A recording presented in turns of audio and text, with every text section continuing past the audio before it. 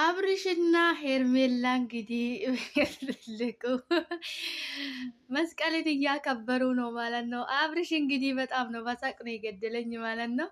ሄርሜላ እንግዲህ ስትጨፍርለት እሱ እየተሽኮረመመ ነው ማለት ነው። አዲስ ጠባሽ ነው የሚመስለው ማለት ነው። በጣም ነው የሚያስቀኝ እኔ አብርሃም ማለት ነው።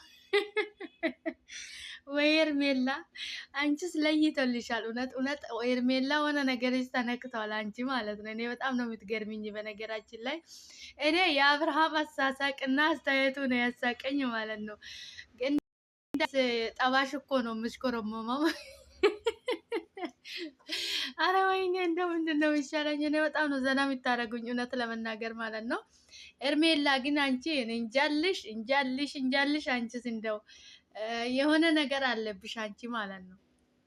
እንግዲህ አብርሃም ላይ ሙጭጭ ብለሽ ቀርተሻል ማለት ነው። ሩታን እንግዲህ ገለል በይ እኔ አልላቀቅም ከአብርሃም ብለሽ እንግዲህ ሀገርሽ ድረስ ቤተሰብሽ ድረስ ይዘሸሽ እንግዲህ አብርሃም አፉን ይዞ እየተሽከረመመ ነው ማለት ነው። በጣም ነው የሚያስቀኝ አብርሃም እንደው አንተ ባለ ትዳር ነክ እኮ እንደው አዲስ ጠባሽ መሰለ እኮ አፉን ያዘ እኮ አፉን ይዞ ተደምሞ እያያት ነው እንግዲህ ኤርሜላ ስትጨፍርለት ስታስነካለት ማለት ነው።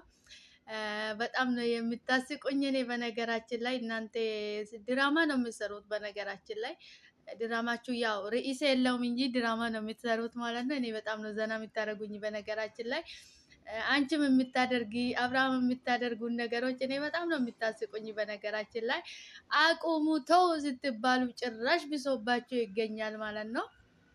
እንግዲህ ኤርሜላ ፈጣሪ ይሁንልሽ፣ ምንም ማድረግ አይቻልም። እንግዲህ ጨፍርለት እናት፣ ያው ከሚስቱ እጅ ውስጥ ነጥቀሽ ወስደሻል። አሁንማ በቃ የግልሽ አድርገሻል።